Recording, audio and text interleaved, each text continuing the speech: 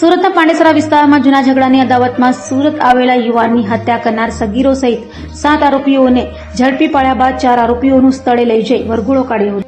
સુરતના પાંડેસરા પોલીસ મથકની હદમાં ગત સપ્તાહમાં એક યુવાનની સરા જાહેર ચપ્પુના ઘા ઝીંકી ઘાતકી હત્યા કરાઈ હતી। અવધેશ નામના આરોપીએ અન્ય 3 કિશોર સહિત 7 લોકો સાથે મળી જેલમાંથી બહાર આવી સુરત આવેલા યુવાનની ચપ્પુના અસંખ્ય ઘા મારી હત્યા કરી હતી। જે ગુનામાં પાંડેસરા પોલીસે 7 આરોપીઓને ઝડપ્યા છે, જેમાંથી 4 આરોપીઓને સ્થળે લઈ જઈ पुलिसे तेओनो वरघोड़ो काढ़ी कायदानुं भान कराव्युं हतुं।